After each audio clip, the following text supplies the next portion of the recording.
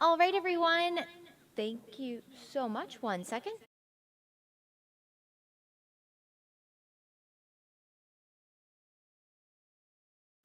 All right, everyone. Good morning. Happy Wednesday. It is time to check in on the weather here on Atlanta News First Plus. Lots of changes on the horizon, a handful of first alert weather days to talk about. So we're going to get right on into it.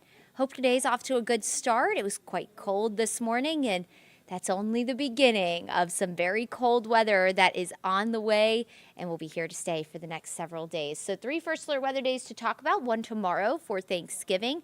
We'll have the chance for scattered showers, especially in the morning, maybe a few rumbles of thunder. And then we have a first alert weather day, Black Friday, because temperatures will trend much cooler. That kicks off a much colder stretch of weather. In fact, so cold, we have a first alert weather day on Monday for a widespread hard freeze across the area. Some of the coldest temperatures we've had since January on the way next week, just in time for all of you to go back to work and school after the Thanksgiving holiday. All right, let's talk about high temperatures today. Enjoy them. Personally, I'm going to be taking as much time as I can outside today with temperatures topping out in the low to mid 60s. We started the morning with some patchy fog in some spots. We'll see a mix of sun and clouds today. You might notice a few high cirrus clouds, those kind of wispy looking clouds. They kind of look like straight lines across the sky. We have a pattern change on the way, and that's essentially what cirrus clouds are an indication of. So when you see those really high clouds lingering in the sky, that means that there's some sort of change on the way in the weather department, and clearly there is in the form of a cold front tomorrow for Thanksgiving. Heading into tonight, if you do have any evening plans after midnight, I know some of you come home for Thanksgiving break and then you go out with all of your friends that you haven't seen in forever and you stay out until all hours of the night. We've all been there. Just know that there'll be scattered showers after midnight and temperatures will drop into the 50s overnight. But heading into tomorrow morning, temperatures will warm back into the 60s. That'll be the warmest part of the day between about 8 and 10 o'clock.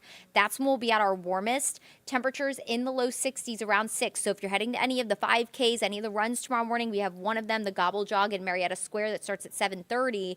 It does look like scattered showers will be possible. I don't think it's going to be a complete washout. And then around 10 o'clock, that rain coverage goes down to about 30%. Most of the rain at that point, that 30% coverage is for all of North Georgia for our viewing area. In Marietta, we should be drying out at that point, and we'll all be dry by noon for the most part with temperatures dropping. So let's take you through everything with First Alert Futurecast, kind of put it into motion here. Here's a look at 6 a.m. Scattered showers possible, maybe a rumble of thunder or two. At this point, we don't have a lot of instability or fuel at the surface. A lot of it will be elevated, so you might hear a few rumbles of thunder, but nothing expected to be severe necessarily early in the morning. As this front moves through late morning, we could get a little bit of more, I guess, intense thunderstorm activity, maybe an isolated strong storm late morning, but our severe threat looks extremely slim, if any, here in North Georgia. I think more so in central Georgia down towards Macon. That's where the greater threat for severe weather is, but still very low regardless. Showers will be possible across Metro about 9 a.m. And then notice as we head past lunchtime, that front sinks south of us will go from the 60s in the morning to the 50s around noon, 40s north of the city. So as you're heading to family and friends' house around 1 o'clock, heading for Thanksgiving dinner, just know that temperatures will be quickly dropping. That rain is at the leading edge of a cold front in front of the cold air. The cold air quickly spills in. By really 6, 7 o'clock, we're in the 40s. So you'll need the layers heading to Thanksgiving dinner, because if you don't bring the jacket with you, you are going to be quite cold leaving on Thursday night. Let's take you into Black Friday. Of course, that is the day after Thanksgiving, and that's our next first alert weather day because temperatures will continue to drop overnight. We're waking up in the 30s, so if you are heading to do early Black Friday shopping, temperatures will be in the 30s, but it will feel colder because it is going to be quite breezy. The wind will stay elevated on Friday. Most of the day will sit in the 40s. Some spots won't even break the 40-degree mark, or won't break out of the 40s, I should say. Atlanta will top out in the low 50s very briefly in the afternoon, but again, it will feel colder with that breeze, and around 6 o'clock, temperatures dropping back into the mid-40s. This weekend, overnight lows get colder. In fact, our first widespread round of freezing temperatures, including in the city of Atlanta, waking up in the low 30s, a lot of our suburbs anywhere from the low to mid 20s. Highs in the low 50s Saturday and Sunday. So quite chilly over the weekend, cold mornings, chilly afternoons. You'll need the jacket from start to finish. You'll need the coat in the morning. And as I mentioned, we have another first alert weather day on Monday because it only gets colder. We'll have another reinforcing shot of cold air. Another cold front moves in, not going to bring us rain, but it will bring in even colder temperatures Monday. Take a look. Monday morning, we're waking up in the mid-20s. Some spots, like up in the higher elevations of the mountains, could wake up in the teens on Monday.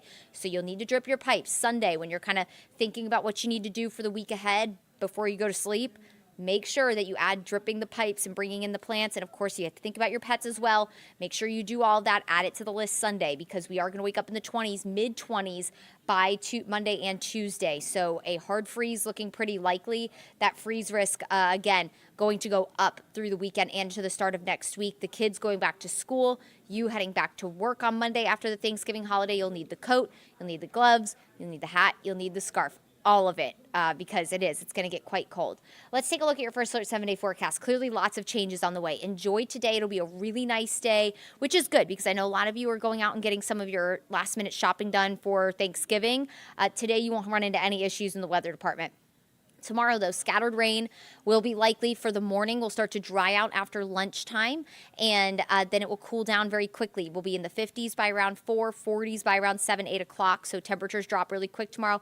Maybe an isolated strong storm, especially south of the city. I think that's where we'll be looking for maybe an isolated strong storm, but again, the severe threat looking slim to none for us tomorrow. And then our first slow weather day Friday, because that kicks off just a string of cooler weather. Clearly highs only in the upper 40s to low 50s. Cold mornings, freezing mornings, in fact, over the weekend, and it only gets colder. That's the reason for our first slow weather day on Monday. The coldest temperatures since January on the way to kick off next week with mornings in the 20s and highs only in the mid to upper 40s. Get ready for it. I'm personally not ready for it, but it's coming whether you like it or not. All right, everyone. We do need to get a check of your top stories as well. We have a lot going on in the news world. So for that, I'm going to send it on over to Maria.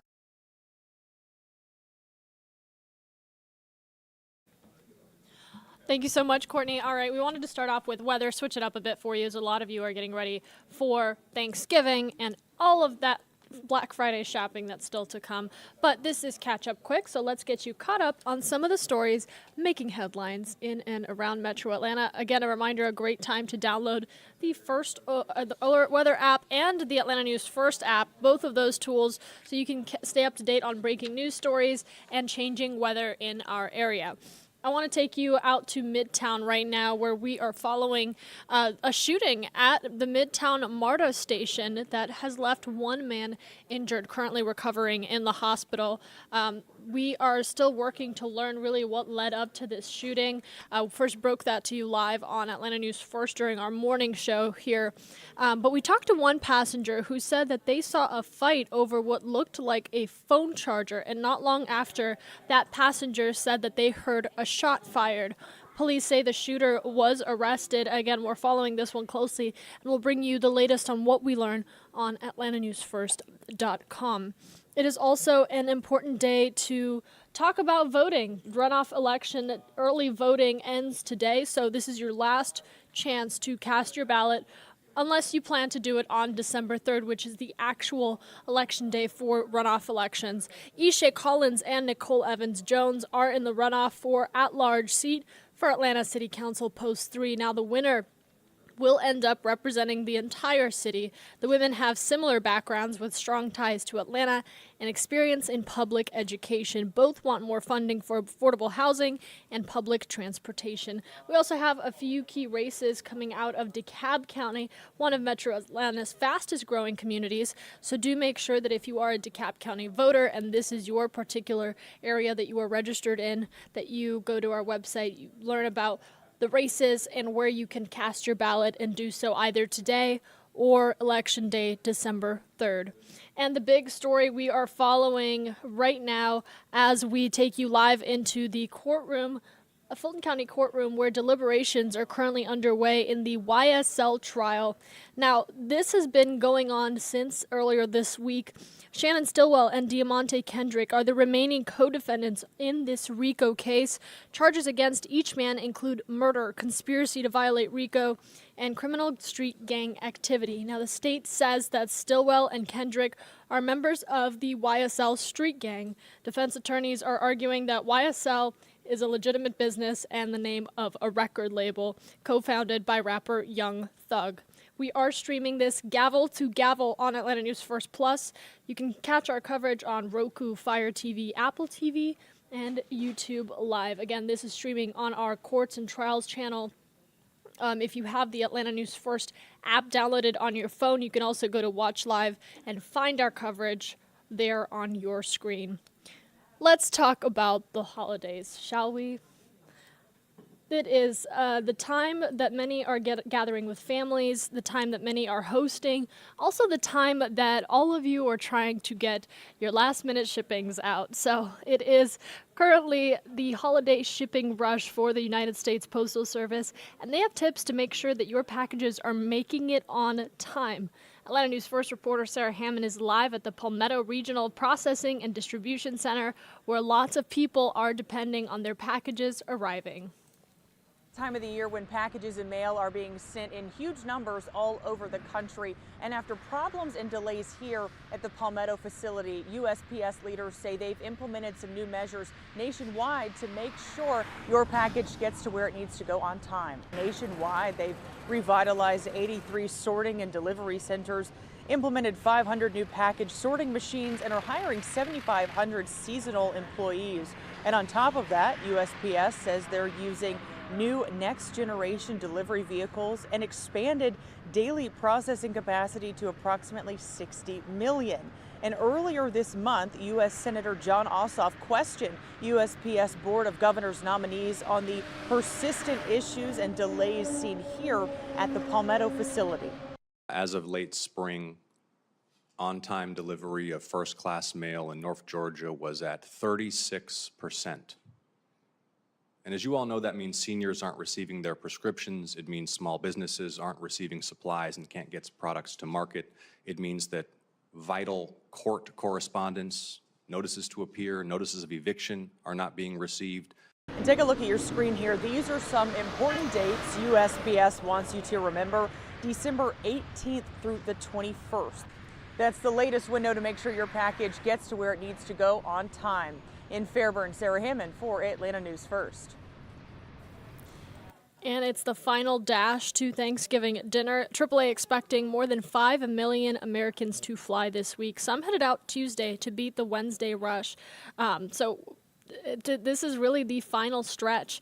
We started seeing traffic kind of pick up earlier this week, but today it is expected to be the busiest of all 4 days leading up to the Thanksgiving holiday. TSA is expected to screen almost 3 million passengers today alone at airports across the country. AAA saying that most people will drive to their destination, with nearly 72 million expecting to get behind the wheel. Now, looking at the numbers over the years in our state, the Georgia Department of Transportation has seen more crashes Mondays and Tuesdays before Thanksgiving, even though we start to see that travel pick up on Wednesday for most. For those of you looking to avoid traffic, AAA says that drivers who can't leave early today still have a way to beat traffic. And of course, more on that for you on AtlantaNewsFirst.com. The big message that local officials are trying to get out to you is be careful on the road. There are a lot more people driving today, even into tomorrow, that you want to be cautious of. So just make sure that you are not distracted, that you have all the tools in your vehicle for any emergencies, and that you're slowing down a little bit and being extra careful. All right, this has been Catch Up Quick, but the news never stops for Atlanta News First Plus.